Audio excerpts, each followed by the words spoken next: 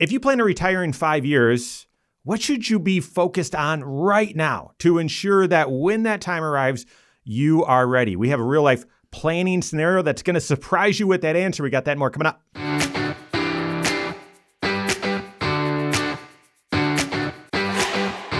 Welcome to another episode of the Wise Money Stories, our monthly deep dive into a real-life financial planning scenario with the financial planner that help navigate the strategies and the circumstances, all to help you take your next wise step in your financial life. My name is Mike Bernard. I am one of the certified financial planners on the Korhorn Financial Group team, and with me in the KFG studios back for the second time, Tanner Watson. He's one of our certified financial planners, specializes in all 6 areas of your financial life, helping make wise decisions that are integrated with all 6 areas, and certainly one of the experts in retirement planning. Tanner, welcome back in the studio. Thank you for having me. I've been looking forward to this. No, he hasn't.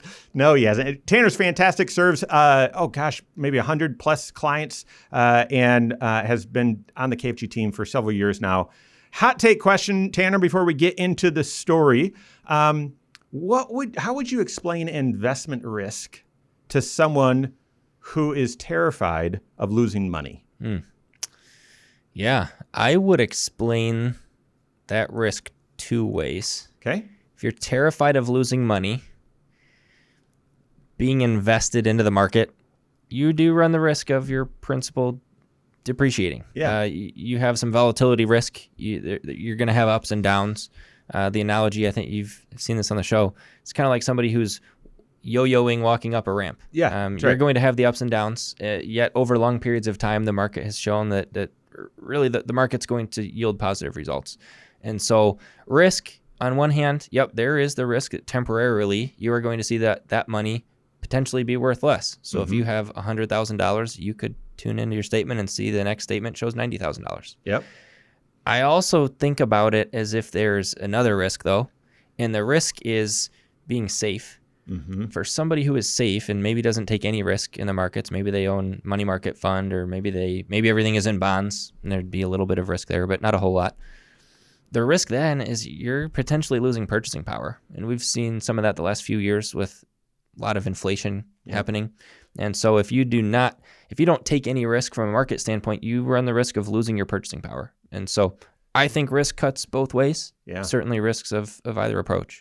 I completely agree with that. Well said, well thought out. And there's volatility. Most people think risk is volatility, and sure, that's the emotional one, but certainly you got to know that there's that other risk as well.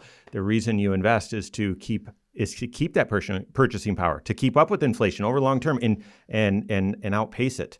And so there are tools that you can manage that volatility risk while still hopefully being able to be in a position to outpace inflation. So, all right, that's a good segue into, I know a little bit of the story, although I don't know much. Talk through a recent financial planning scenario. Everything here is confidential, so change some of the details, of course, but talk through the situation that led up to sort of the planning event and the strategies and whatnot that you guys worked through. Yeah, so this case was a fun one. It was a case where I was working with a couple, they're a married couple for a long time. Husband was 63, wife was 60, and we had been working together for a few years at this point, and the plan was they were each going to work another 5 years. They were going to work another 5 years. They were going to save pretty aggressively to retirement plans because that was their plan, and they could afford to do so, and it only made their picture even better. And so everything had been on track for that. And then the husband had a change at work where one day he came in and found out his boss had moved on to another role, had a new boss, and over the next few months realized that things were not going very well anymore. And so he really wanted to make a change, and one day he called me and said, "Hey, Tanner, I just don't think I can do this anymore." And so we got together to review the retirement projection and look at all of their options, really just to figure out, could he be done today? Let me interrupt right there. This is one of the things that we get some heat for when on the Wise Money Talk Show. If you've listened to that, Josh Gregory shares a statistic that people on average retire 2 years sooner than what they plan. And I know, like, the reason why we get some heat with that is emotionally, that's hard to swallow, because it's like, I want to retire as soon as I possibly can. And so you're telling me people, end up retiring sooner? That must be good news. Typically it's kind of forced onto them out of a bad situation. Could be health, could be some, other family issues going on, could be changes at work. All right. And so the question is, are you prepared? Would you know? Like, how would you know if you could be done at that time? So really curious, Tanner.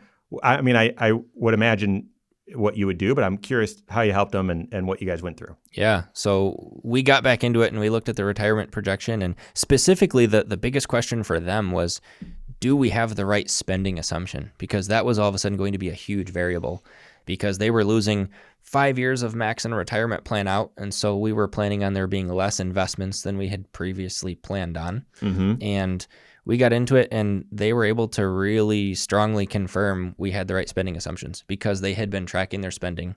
They knew exactly what they spend in a normal month. We were able to then go through, therefore, how much are we going to need to draw from the investments? And mm-hmm. Can you guys afford to have, husband step away and still be able to draw what you need to draw from the investment accounts in 5 years? And so you're illustrating the 5-factor retirement planning. So the 5 factors, we often say, if you're wanting to figure out if you're on track for retirement, a confident retirement, that is a successful retirement, you've got to isolate the 5 different factors, the 5 different variables. But making a decision in one is going to influence your options in the others, interrelated. And so just to share those really quick, what age do you want to be done? Okay, and this one, that variable obviously changed pretty dramatically. Okay. How much are you planning on spending? And here, like the last time when Tanner was on the program, we talked through, that's base spending, but it's also health insurance. It's also taxes. It's also liabilities, and it could be other one-time expenses as well. Don't gloss over that. That's probably the most important of these variables, okay? That's second. Third is retirement income streams, which we're going to talk about here in just a second. I'm curious what their approach was. Fourth is how much you have saved up. And then fifth is how much investment risk you're comfortable taking with those dollars. And so you've got to build a plan. So Tanner, you guys built out a 5-factor plan essentially with certain assumptions, and that age was sort of locked in, and that helped influence how much they could spend, how much they would have saved up, and so on. Well, now he calls and says, the age number that's changing. I need to be done. So you update that age. You couldn't do as much with update. I mean, what they had in investments is what they had in investments. They had run out of time to stuff more money in there. But you could influence the spending number, and that's where you focused, right? It is. We focused on spending and just really is revisiting, could you continue to spend what we had previously planned on? Or if you're done now, does spending need to look different? And what was really cool about their situation was they had, in the months leading up to that, based on our prior conversation, they had been doing a lot of work to track their spending. And so they came in with a number that was within a couple $100 of what we had built out. And so that was really cool to see that they had already done some of the work to confirm those figures. Have you ever seen where folks are that far along in their financial life, right? Which probably starts when you're a teenager, or certainly when you get your first job, like your experience of making financial decisions, managing cash flow, all that sort of stuff. By the time people get into like close to retirement, I see a lot of folks that just say, I'm done with the budget. Financially, I'll save as much as I can save. We'll live on what's left, and that's what's comfortable.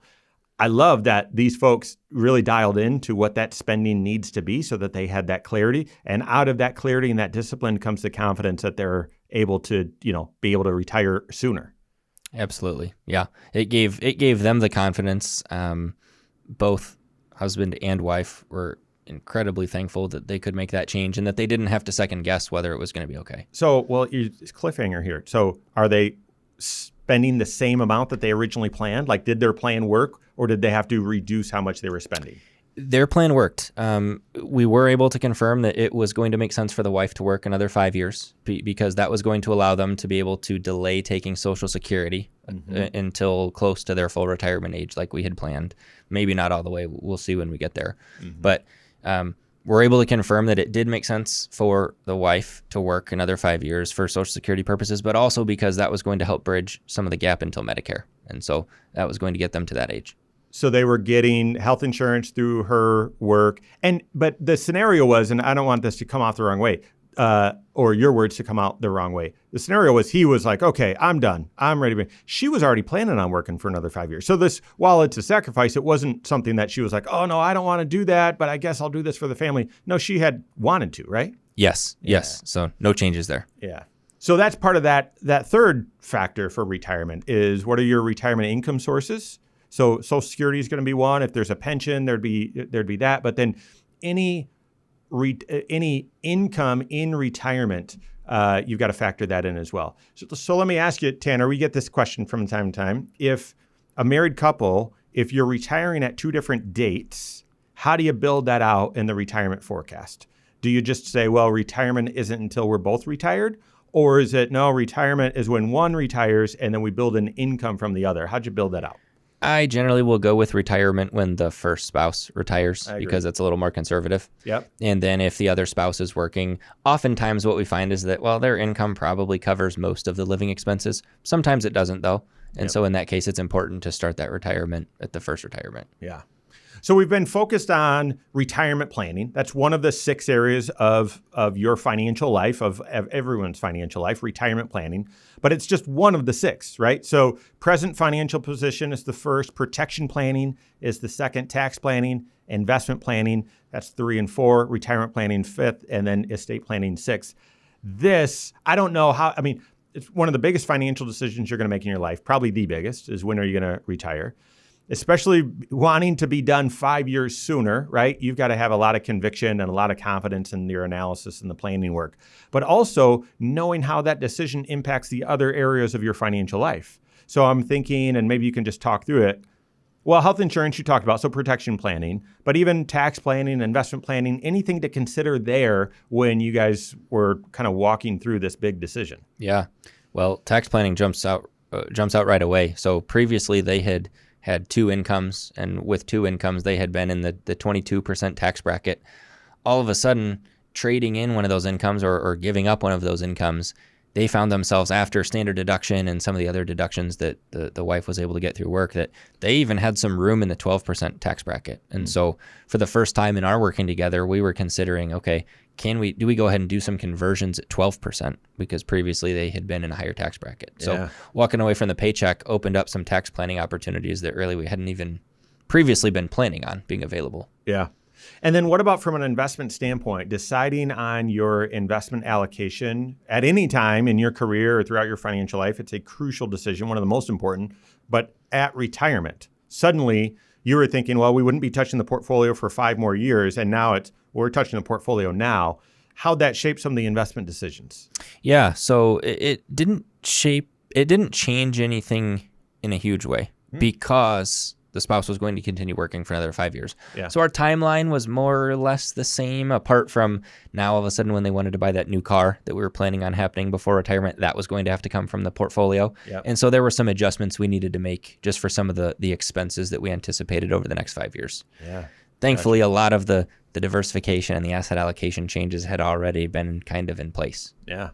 Well, could you potentially be ready to retire 5 years sooner than you were actually planning on? I would say that is a stretch. And Tanner, the fantastic strategies and the comprehensive work, the proactive work that you guys had been doing certainly paved the way for that to be true. But the other question is, could you retire? But even if you weren't sure, how would you know? How would you know if you had an event, whether it's a serious job change or change at work or a health event or a family event, something came up and all of a sudden you needed to be done sooner than you planned? How would you know if you were ready? Work with your certified financial planner on that, because the clarity can come from that 5-factor retirement plan, but connected through all 6 areas of your financial life. So work with your certified financial planner on that. If you don't have a CFP on your team, you can contact one on our team. Find us online, Korhorn.com. That's Korhorn with K. WiseMoneyShow.com. You can find us there as well, or give us a call, 574-247-5898. All right, there you have it. Go out and take your next wise step in your financial life.